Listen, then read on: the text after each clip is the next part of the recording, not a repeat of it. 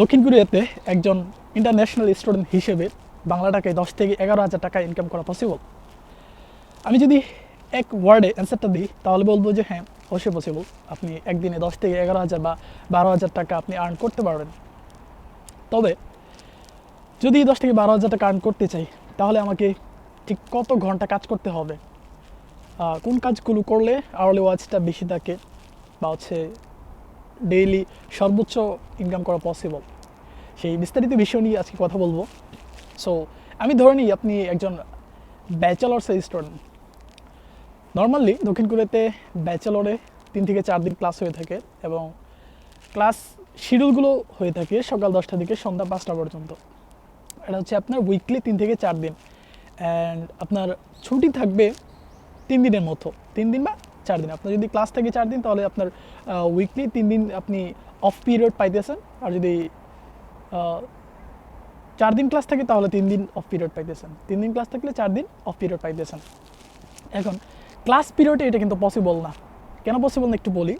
যেহেতু আপনার সকাল 10টা থেকে ক্লাস শুরু হয় এবং সন্ধ্যা 5টা পর্যন্ত ক্লাস চলে, সো সন্ধ্যার পরে মানে ক্লাস শেষে আপনি বাসায় আসবেন, দেন খাওয়া দাওয়া করবেন, একটু রেস্ট নেবেন, দেন আপনি আপনার জবে যাবেন। আপনি যে জবটাই করেন না কেন, সেটা হতে পারে রেস্টুরেন্ট, সেটা হতে কনভেনিয়েন্স স্টোর, সেটা হতে পারে লোডিং বা আনলোডিংয়ের কাজ বা ফ্যাক্টরির কাজ, any kind of job. So সন্ধ্যা 6টা থেকে নর্মালি আপনার জবটা থাকবে সর্বোচ্চ 12টা বা রাত 1টা পর্যন্ত, যদি রেস্টুরেন্টের কথা বলি। হ্যাঁ, সো সন্ধ্যা 6টা থেকে রাত 12টা পর্যন্ত যদি আপনি জব করেন, কারো কারো হচ্ছে যে 10টায়ও কাজ শেষ হয়ে যায়, কারো কারো 11টায়। সো এটা রেস্টুরেন্টে ভেরি করে। তো আমি ধরে নিই আপনি সন্ধ্যা 6টা থেকে রাত 1টা পর্যন্ত কাজ করলেন। সো এক্ষেত্রে হচ্ছে কয় ঘন্টা? 7 ঘন্টা। সো দক্ষিণ কোরিয়াতে মিনিমাম আওয়ারলি ওয়াজ হচ্ছে ঘন্টায় 10,000 ওন, যেটা বাংলাটাকে কনভার্ট করলে 900 টাকার কাছাকাছি হয় আর কি। আর যদি আপনার আওয়ারলি ওয়াজটা 11,000 বা 12,000 হয় তাহলে 1,000 টাকার কাছাকাছি। সো আমি ধরে নিই আপনার আওয়ারলি ইনকাম হচ্ছে 1,000 টাকা। হ্যাঁ, তো 7 ঘন্টা কাজ করলে আপনার 7,000 টাকা আসতেছে, বা 6 ঘন্টা কাজ করলে আপনি 6,000 টাকা পাচ্ছেন। এটা হচ্ছে আপনার ক্লাস পিরিয়ডে। তবে ক্লাস করে সন্ধ্যায় 6টা থেকে রাতের 1টা পর্যন্ত কাজ করা এটা অনেকটাই টাফ। কেননা দক্ষিণ কোরিয়াতে আপনি যেই কাজটাই করতে যান না কেন, আপনাকে অবশ্যই অনেক দ্রুত এবং অনেক পরিশ্রম করতে হবে। নর্মালি ওরা পরিশ্রম করে অভ্যস্ত, এবং যেই কাজটা দুইজন করে এই কাজটা একজনই করে তারা, বা করানোর চেষ্টা করে। দ্যাটস ওয়াই আপনাকে অনেক বেশি পরিশ্রম করতে হবে। সেটা আপনি হোক রেস্টুরেন্টে, সেটা হোক থাকবে, সেটা হোক কোনো ফ্যাক্টরিতে কাজ, সেটা হোক এনি কাইন্ড অফ জব, আপনাকে অবশ্যই পরিশ্রম করতে হবে। সো এই যে সারাদিন ক্লাস করে দেন আপনি সন্ধ্যা 6টা থেকে এই 5-6 ঘন্টা বা 7-8 ঘন্টা কাজ করা আপনার জন্য খুবই টাফ। আবার দেখেন আপনি রাত 12টা-1টা পর্যন্ত কাজ করতেছেন, দেন আপনার আবার বাসায় ব্যাক করতে হবে। দক্ষিণ কোরিয়াতে 12টার পরে হচ্ছে মেট্রো বা সাবওয়েগুলো অফ হয়ে যায়। আপনার বাসায় আসতে চাইলে অবশ্যই স্কুটি বা হচ্ছে যে হেঁটে আসতে হবে।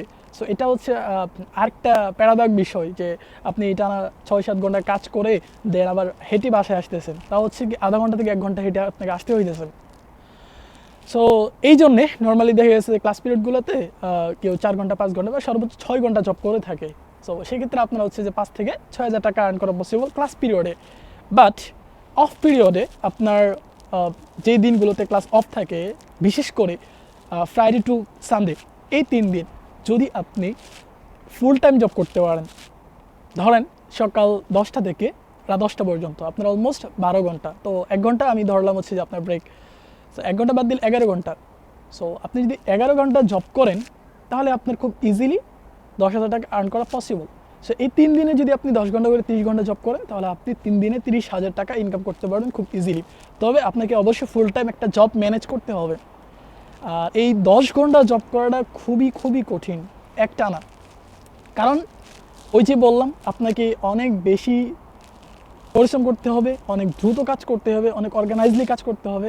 সো সব কিছু মিলিয়ে আপনার হয়তো 5-6 ঘন্টা কাজ করে এনার্জি বা 7-8 ঘন্টা সর্বোচ্চ কাজ করে এনার্জি থাকতে পারে, বাট একটানা 10 ঘন্টা কাজ করা আসলেই টাফ দক্ষিণ কোরিয়াতে। এই বিষয়টা যদি ইউরোপের সাথে কম্পেয়ার করেন অনেক অনেক বেশি পরিশ্রমের একটা কান্ট্রি। আচ্ছা, এবার আসি আমি কি কখনো এখানে আসার পরে একদিনে 10,000 বা 12,000 টাকা ইনকাম করছে কিনা। হ্যাঁ, মাল্টিপল টাইমস আমি 10-12 হাজার টাকা একদিনে ইনকাম করছি, তবে আমার পরিশ্রমটা ছিল অনেক অনেক বেশি। কীভাবে 10,000 টাকা আর্ন করছি একটু বলি। আমার নর্মালি যে দিনগুলোতে ক্লাস থাকে না সেই দিনগুলোতে আমি সকালে অনেক দিনই থেকবে কাজ করছি, যেটা হচ্ছে লোডিং বা আনলোডিংয়ের কাজ। তো থেকবের কাজগুলো নর্মালি মেইন শহর থেকে বা ভার্সিটির শহর থেকে অনেকটা দূর হয়ে থাকে, আপনাকে মিনিমাম 1 ঘন্টা জার্নি করতে হবে। সো নর্মালি সকাল 7টা বা 7:30টার দিকে এই থেকবের কাজগুলো শুরু হয়, সকাল 7টা বা 7:30টা থেকে 5 ঘন্টা বা 6 ঘন্টা, 12টা বা হচ্ছে যে 1টা পর্যন্ত হয়ে থাকে। সো যেহেতু আপনার কাজ হচ্ছে সকাল 7টায়, আপনাকে অবশ্যই ওখানে উপস্থিত থাকতে হবে 7টায়, অ্যান্ড আপনাকে ঘুম থেকে উঠতে হবে মিনিমাম 4:30টায়। কেন? আপনাকে ফার্স্ট হচ্ছে যে গাড়ি ধরতে হবে। যেমন আপনি যদি থেকবের কাজ করেন তাহলে হচ্ছে যে আপনি আপনার লোকেশন বা নির্দিষ্ট একটা লোকেশন থেকে আপনাকে ওরা ড্রপ করে নিয়ে যাবে। সো নর্মালি হচ্ছে 5:30 বা 5:40 আপনার অবশ্যই নির্দিষ্ট প্লেসে প্রেজেন্ট থাকতে হয়। সো আপনি যদি 5:30 বাজে নির্দিষ্ট প্লেসে প্রেজেন্ট থাকতে চান তাহলে তো অবশ্যই আপনাকে 5টা বা 5টার আগে ঘুম থেকে উঠতে হবে, কারণ মর্নিংয়ে যদি আপনি ব্রেকফাস্ট না করে বের হন তাহলে ভারী কাজগুলো করা আপনার পক্ষে কোনোভাবে পসিবল না, অনেক বেশি কষ্ট হয়ে যাবে। সো সেক্ষেত্রে হচ্ছে যে আপনাকে 4:30 বা 5টা বাজে ঘুম থেকে ওঠা লাগতেছে, দেন আপনি জবে গেলেন। নর্মালি 5 থেকে 6 ঘন্টা বা সর্বোচ্চ 6 ঘন্টার মধ্যে কাজ হয়ে থাকবে। সো আমি 5:30 বাজে ঘুম থেকে উঠি, যেদিন হচ্ছে থেকবের এই ছোটো কাজগুলো পাই আর কি। এটা পার্মানেন্ট কোনো জব না, পার্মানেন্ট অনেকেই জব করে, বাট আমি পার্মানেন্ট করি না। মাঝে মাঝে হচ্ছে আমার ক্লাস অফ থাকলে বা আমি ফ্রি থাকলে কাজগুলো করি আর কি, যদি কাজ পাই। সো আমি 5:30 বাজে ঘুম থেকে উঠি, দেন হচ্ছে যে 7টা বাজে কাজে উপস্থিত থাকি, দেন 7টা বা 7:30টা থেকে আমাদের কাজ শুরু হয়। সো 1টা পর্যন্ত কাজ থাকে বা কোনো দিন 12টা পর্যন্ত। তো ম্যাক্সিমাম টাইম হচ্ছে 12টা পর্যন্ত কাজ থেকে 5 ঘন্টা এখানে। দেন হচ্ছে যে আবার আপনাকে 1 ঘন্টা জার্নি করে বাসায় আসতে হবে, অ্যান্ড 1-2 ঘন্টার মতো রেস্ট নিতে পারি। এই টাইমের ফাঁকে আমি আমার লাঞ্চ কমপ্লিট করি, আমার যদি আর কিছু কাজ করার থাকে ডেইলি অ্যাক্টিভিটিস যেগুলো থাকে সেগুলো কমপ্লিট করি, অ্যান্ড দেন ইভিনিং শিফটে আমার রেস্টুরেন্টে জব আছে যেটা পার্মানেন্ট, সেখানে যাই। সো আমার রেস্টুরেন্টে এক এক দিনে এক এক রকম আওয়ার থাকে, কোনো দিন হচ্ছে 3 ঘন্টা, কোনো দিন 4 ঘন্টা বা কোনো দিন 5 ঘন্টা। মাঝে মাঝে যেমন খুব বেশি কাজের ব্যস্ততা থাকে, কাস্টমার বেশি থাকে, তখন দেখা যাচ্ছে যে 6 ঘন্টা বা 7 ঘন্টার মধ্যে জব করার মতো সুযোগ হয়। সো প্রায় আমি যেদিন মর্নিং শিফটে কাজ করি অ্যান্ড ইভিনিং শিফটে কাজ করি, তো মর্নিং শিফটে হচ্ছে আমার 5 থেকে 6 ঘন্টা এবং ইভিনিং শিফটে আমার হচ্ছে 6 থেকে 7 ঘন্টা মাঝে মাঝে। সো ওই ক্ষেত্রে গিয়ে দেখা গেছে যে আমি 10 থেকে 12 হাজার টাকা ডেইলি আর্ন করতে পারতেছি, তবে এটা রেগুলার না, হয়তো বা উইকলি 1 দিন বা 2 দিন বা হচ্ছে মান্থলি 4-5 দিন এভাবে। এটা ব্যাচেলর স্টুডেন্টদের ক্ষেত্রে। তবে আমি যেদিন 10 থেকে 12 হাজার টাকা আর্ন করি বা 10 থেকে 12 ঘন্টা কাজ করি, ওই দিন আসলে মূলত আমাকে পরিশ্রম করতে হয় কমসে কম 15 ঘন্টার মতো। যেমন সকাল 5টায়, ভোর 5টায় আমি ঘুম থেকে উঠতেছি, অ্যান্ড দেন আমি আমার কর্মস্থল থেকে ফিরতেছি রাত 12টা বা 1টা বাজে। তাহলে আপনি যদি হিসাব করেন লম্বা একটা সময় আমাকে কাজ করতে হইতেছে। ফ্যাক্টরিতে কাজ করে, যদিও এটা হচ্ছে টোটালি ইললিগাল, আপনি ফ্যাক্টরিতে কোনোভাবে কাজ করতে পারবেন না।